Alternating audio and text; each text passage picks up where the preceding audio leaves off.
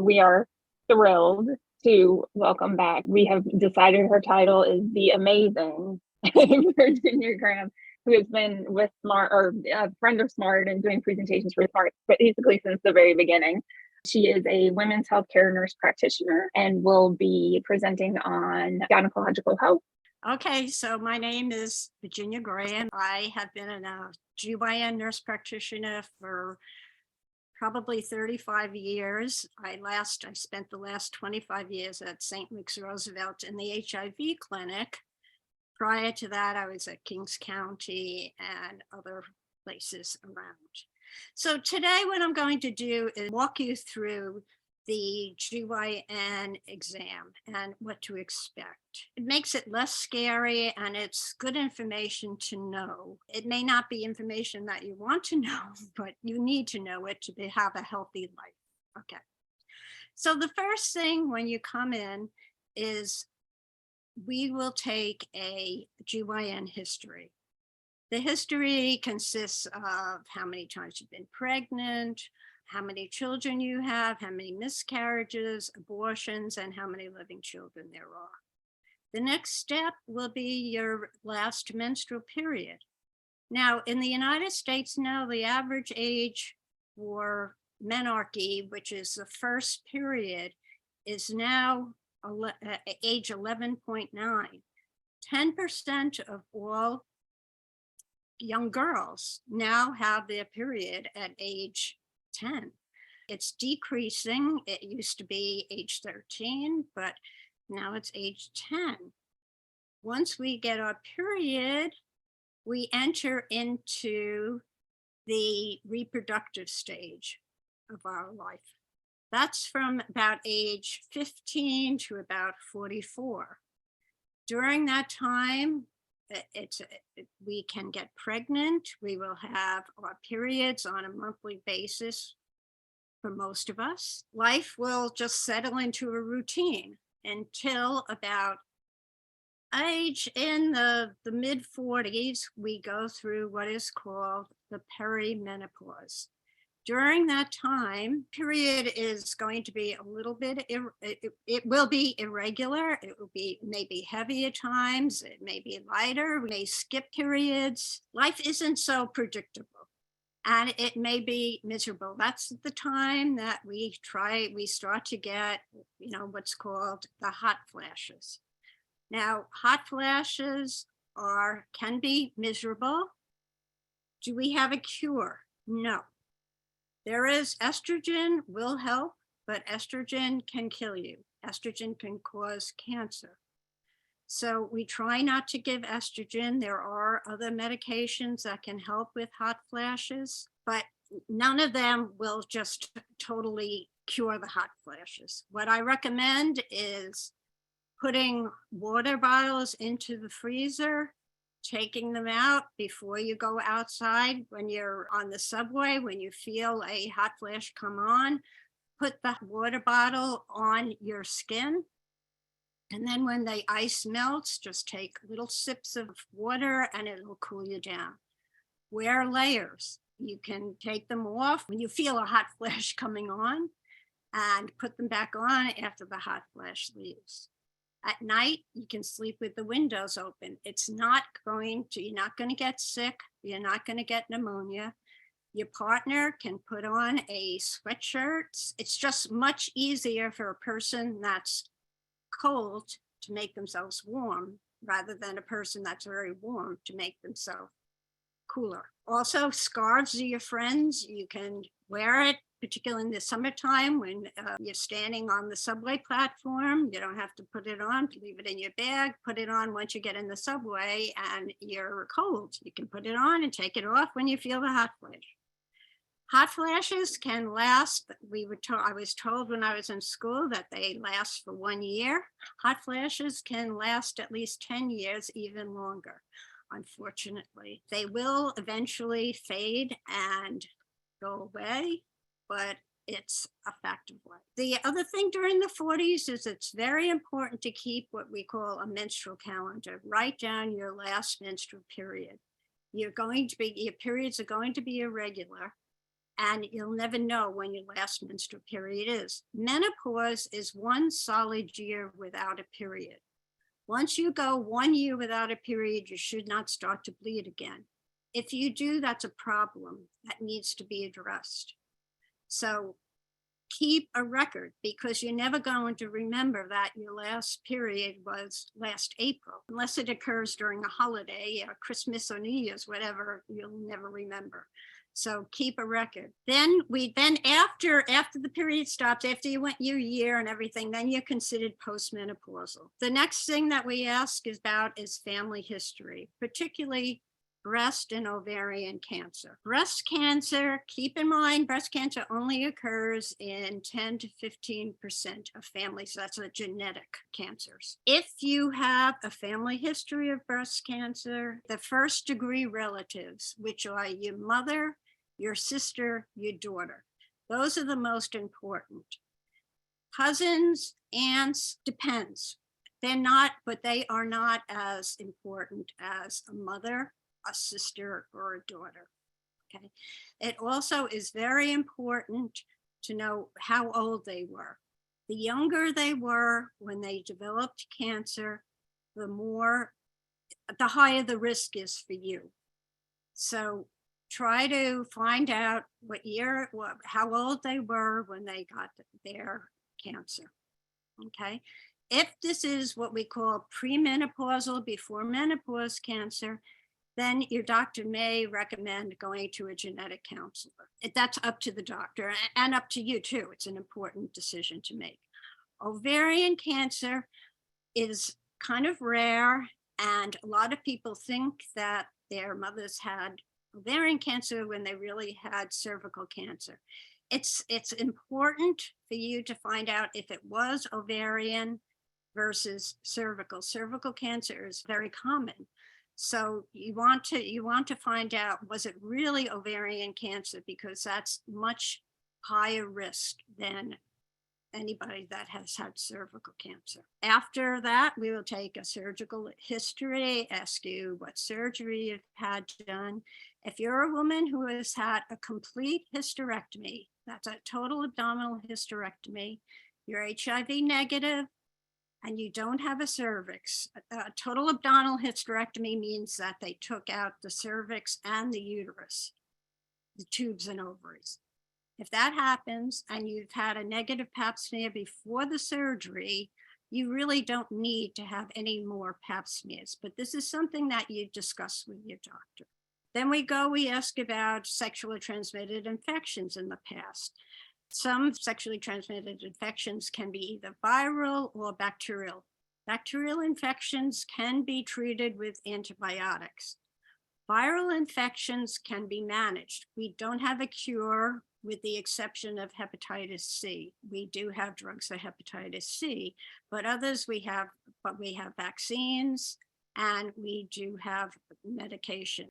So then we're going to go into the GYN exam. And the first part of the exam is the breast. The functions of the breast are to breastfeed. That's why we have breasts. It's for breastfeeding. What the doctor will do will have you lay down flat and put your arm up. And I'm demonstrating this because all women should try and do a breast exam on themselves about once a month. Do a breast exam after the period, don't do it before. Don't start doing breast exams until you're at least 25 years old. Prior to that, your breasts are going to be all lumpy and you're going to have a lot of cysts and you're going to drive yourself crazy. The doctor's going to put your arm up, and the reason for that is it flattens out the breast tissue and it makes it a little bit easier to feel. It's not easy to do a breast exam, even for a physician, but that's why we say try to do a breast exam on yourself, because when you feel comfortable with your breast and your breast tissue, you'll be able to find things easier. About 80% of all lumps, not breast cancer, but lumps, are found by either partners of the woman or women themselves. So it's important to do that. So you can do it in the shower. And you don't have to do it all the time. Once a month is fine. Once every couple of months, just put your hand up and go around and feel. Most cancers are in what we call the upper outer quad, outside of the breast and the upper part of the breast. Okay. That's the area you want to concentrate on. Not all cancers are found there, but you can start right there. Think of it as a clock, go around 12 o'clock, 1 o'clock, and try to keep your hand flat on the breast and don't lift it up because you may lose the area where you were. Something that's more suspicious in breast cancer is something hard that doesn't move around, hard and irregular that doesn't move around.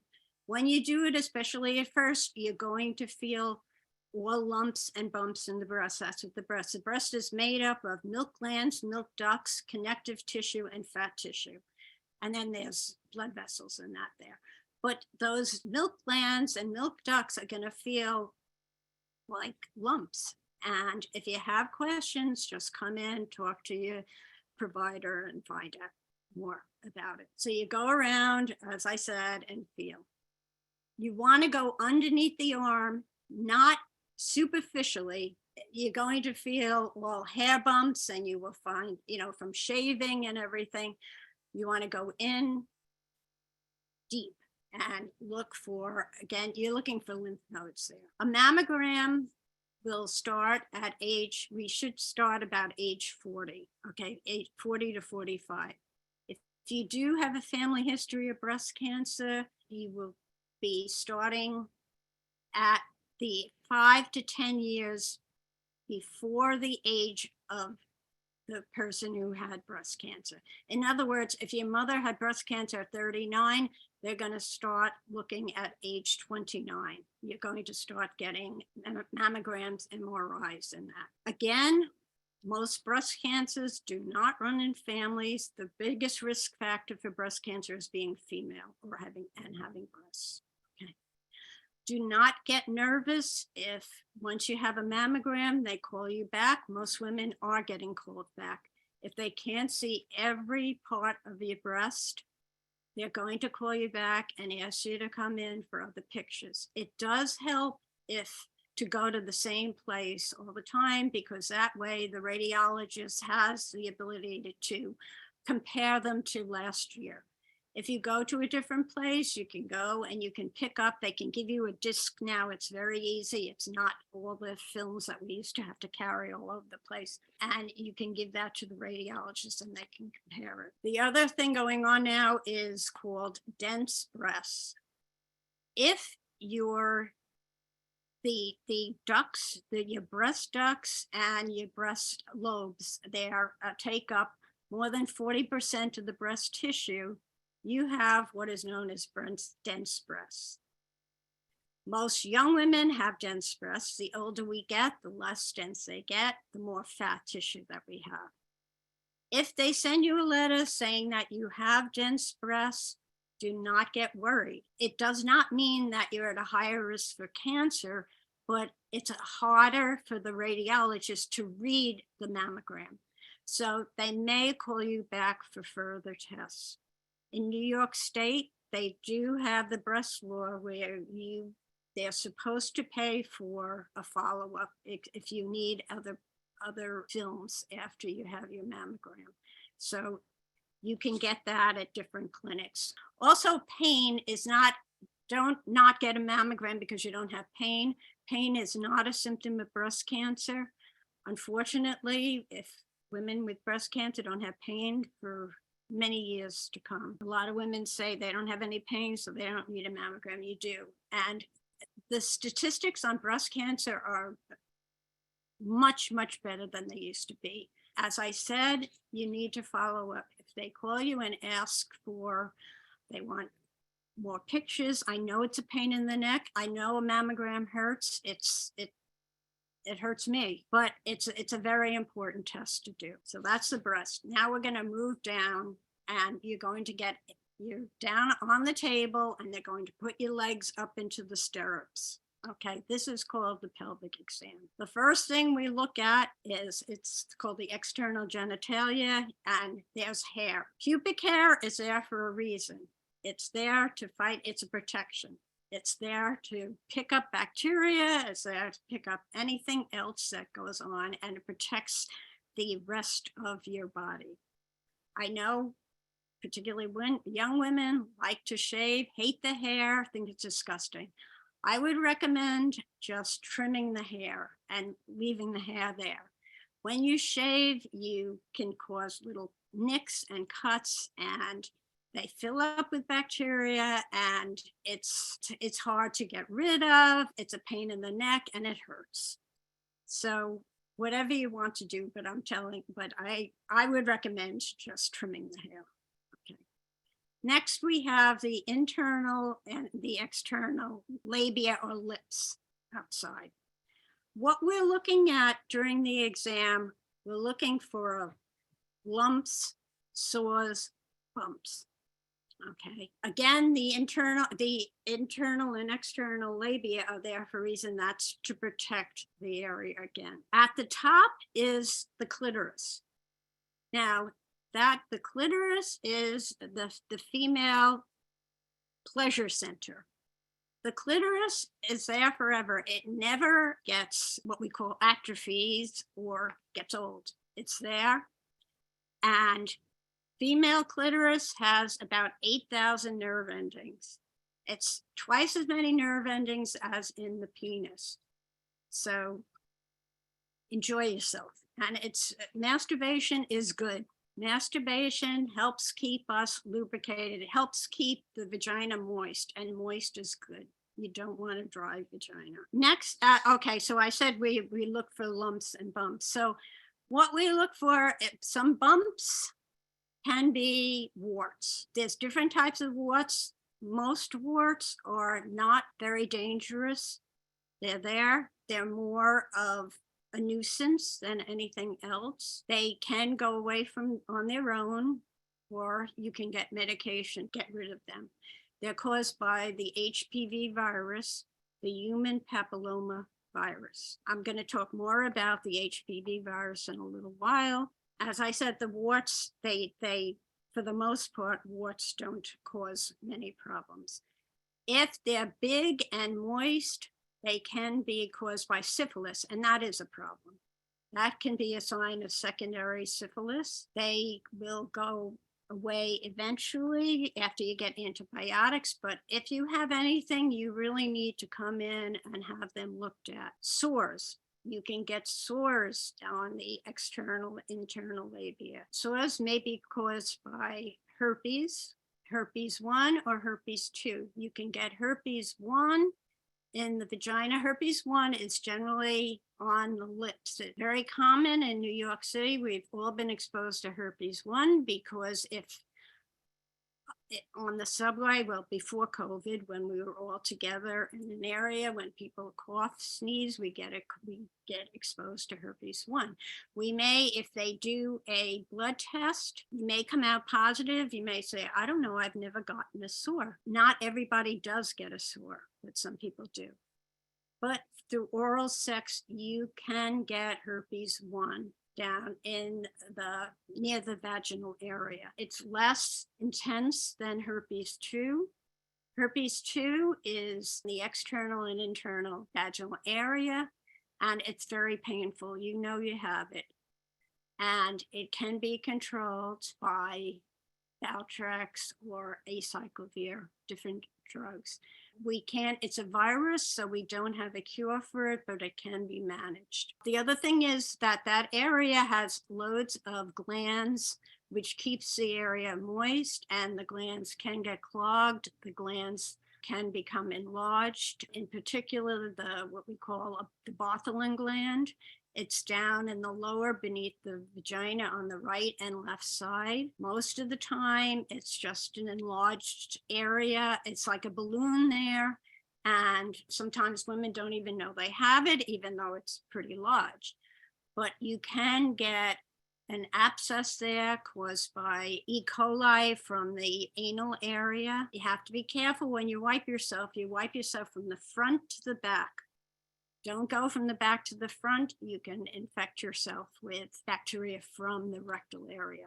You can also, in the Bartholin cysts, they can get very large and be very tender If you have a fever and you have problems when you walk, when you sit, it bothers you, come in.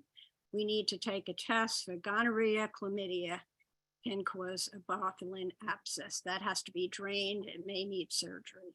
Then also below the clitoris is what causes the urinary meatus. That's where the urine comes out of.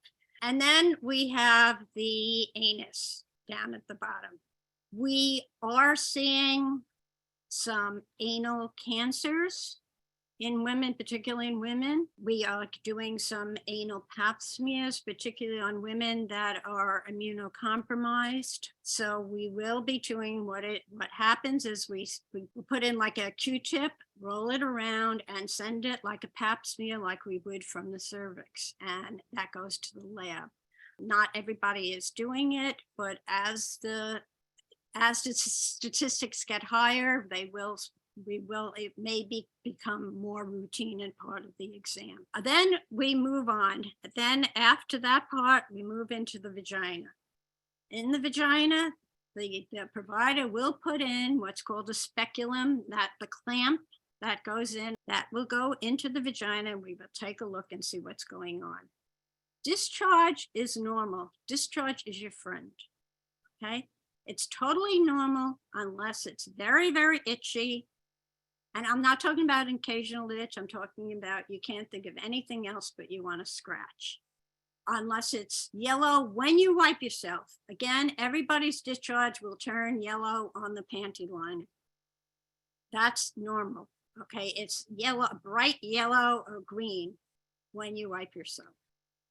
Or if it smells bad. Again, we all have an odor, but you know that this is different.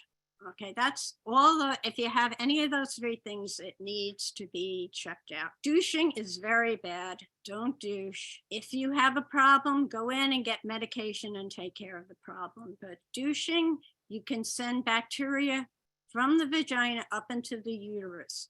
The vagina is loaded with bacteria. That's perfectly normal for the vagina. The bacteria is there for a reason. That's to fight infection. When you do douche, you can send bacteria from the vagina up into the uterus.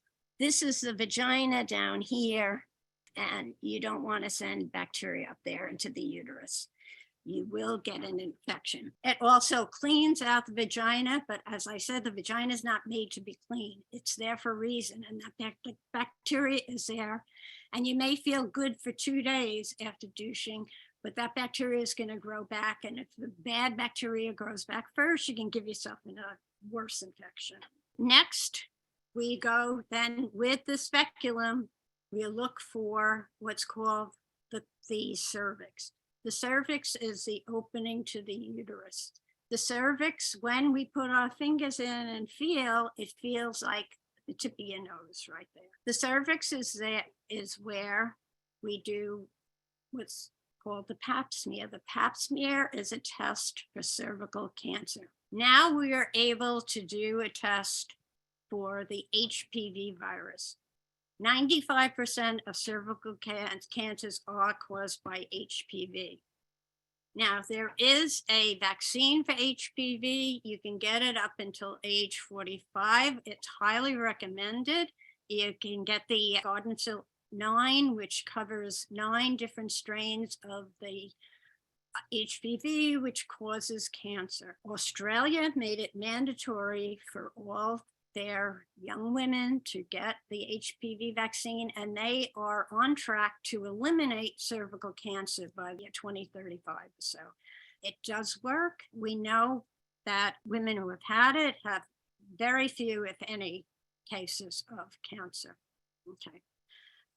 If you're unfortunate and too old to get the vaccine, you will need, even women who got the vaccine need to get a pap smear. We don't start doing pap smears till I believe age 25 now, because before that we know that the body can eliminate HPV, and particularly young women are very prone to HPV, and the body can get rid of it. So you don't want to start doing surgery on somebody whose body can just get rid of it on its own.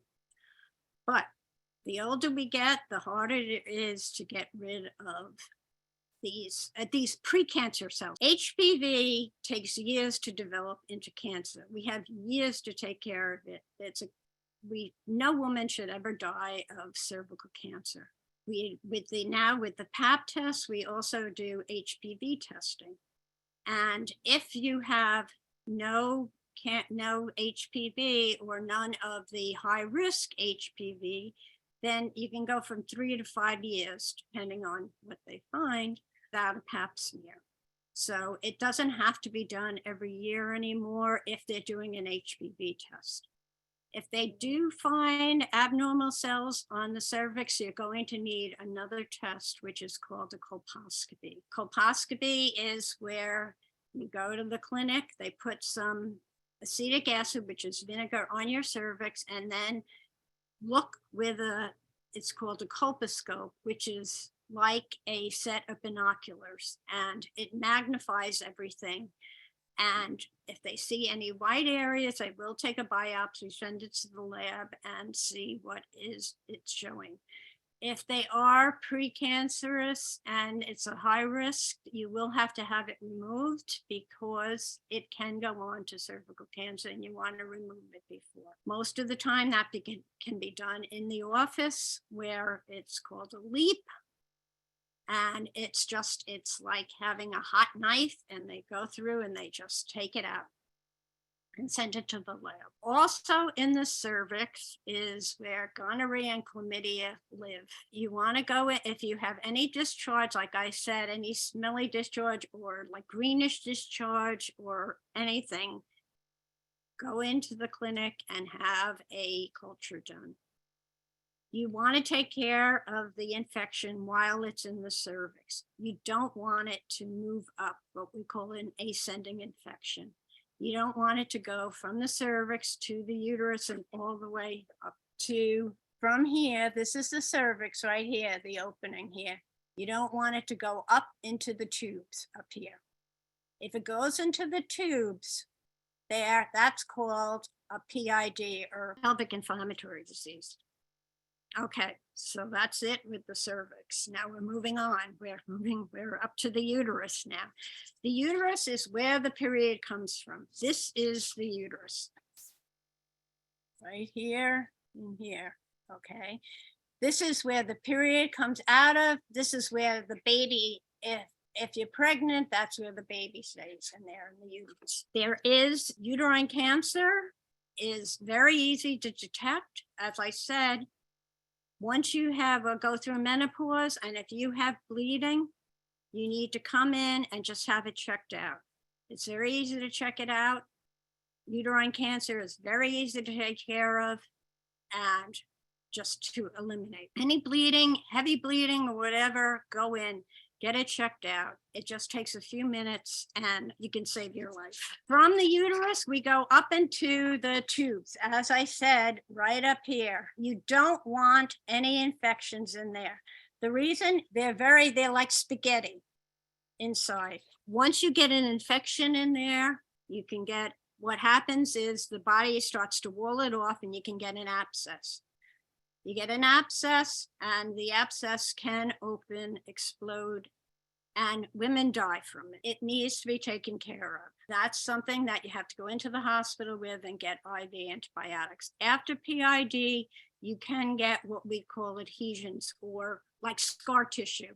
Like you get a scar on your knee, you can get a scar inside the tubes. If you get a scar inside the tubes, can make you infertile, or makes it hard to get pregnant on that side. Luckily, we have 2 tubes, so we have the other side. You can still get pregnant on the other side. But you can also get what's called an ectopic or a tubal pregnancy, where the sperm from the man can come and go around the scar tissue and inseminate the egg from the female, and you can get pregnant in the tube. Once that happens, it can't get back, and it's called an ectopic pregnancy, and you would have to get that removed. There is cancer that can come in the tubes. It's generally from the ovaries. It's hard to pick up, just like ovarian cancer. The ovary is here. They're about the size of a walnut right there. The ovaries are where it holds eggs. Also, it's also the female hormones come from the ovaries. As I said before, ovarian cancer is rare, but it's very dangerous. And if it's picked up early, you can take care of things, but they're working on better tests. But unfortunately, we don't have good tests for picking up ovarian cancers. Some women like to have an annual ultrasound, but that does not, unfortunately, it does not pick up ovarian cancer early enough for treatment. So I think I went through the whole GYN exam. The birth control pill has a lot of benefits. People get upset when I put them on. I said, well, birth control pill, it's not only to protect you from, while you're having sex so you don't get pregnant. It regulates your system. Mm-hmm. And after a while on the birth control pill, when you come off of it, it may help your periods to become more regular like that. It also protects you against ovarian cancer. It can protect you against breast cysts too. And also, you're not going to bleed as heavy when you're on the birth control pill. You're not going to become anemic. You're not going to become pregnant. The birth control pill is very, very handy, very, very useful. IUDs, they don't cause cancer. They can stay now. The Mirena can stay in for up to I think it's 8 years or maybe 9 years now it can stay in for. It slows down the bleeding. You may not even have any bleeding when you're on Mirena. That's helpful for uterine cancer. Sometimes we do, if a woman is bleeding heavily and we can't take her to surgery, we may put in a IUD into the uterus to stop her from having the heavy bleeding that she's having. Can stress or losing weight affect menstruation, your period? Absolutely. Stress impacts our entire body. And I mean, women, when I tell them when we can't figure out why do I keep having yeast infections, well, it can be from stress too. It just, when you're stressed out, everything is stressed. So yes, it can cause you to lose weight. Stress can cause the periods to not come or the periods to stay. A cyst on an ovary in a young woman is common. It's quite common. When the ovary, once a month, when it pops, it really actually pops out an egg. And the ovary is filled with eggs and they're in this liquid. So after the egg leaves at pop, the ovary, in an effort to stop the leak, just covers over it. And you might get a little bit of an outpouching, like a balloon of a cyst, okay? So young women who are ovulating can have cysts almost every month or every other month. Generally, if we find them on an exam, generally cysts will go in 2 or 3 menstrual cycles after that. A cyst on an older woman, when I say an older woman, I'm talking about a woman in her 40s or 50s. It's a little bit more, it depends on the size of the cyst. A very large cyst will have to be removed. We have to go to the OR, send it, and make sure it's not cancerous. Cysts usually are not cancerous, but we have certain perimeters that we have to look at, and if it goes beyond this perimeter or these guidelines, we have to look further in. So generally, we just watch cysts, and we will do a sonogram every 3 months or so on the woman. Fibroids are very dense, thick tissue that we can't see through. And with fibroids, it's location. If it's inside, like, it's going to give you that much more real estate inside your uterus, and you are going to have very heavy periods. okay? A fibroid inside the muscle, inside here, it may be more painful for you. Fibroids also can come out right out here, and they can lay on the bladder and make you feel like you have to pee all the time. Most of the fibroids, once the woman goes through menopause, that's one thing good about menopause, besides losing the period, is that the fibroids will shrink. They'll go back to nothing. If a woman is in her early 40s and we think she's going to have her period for the next 10 years and the fibroids are bothering her, we can remove them. There's several ways of removing fibroids, but it just, if it's making her anemic or, have low blood, then we have to, we have to remove them because it can make life miserable. As I said, it just depends upon where the location of the fibroid is. If you had a tubal ligation, does that possibly prevent ovarian cancer? Is there any effect there? Not really. All it has, a tubal ligation, just they'll cut the tubes and they'll ligate or sew up either side.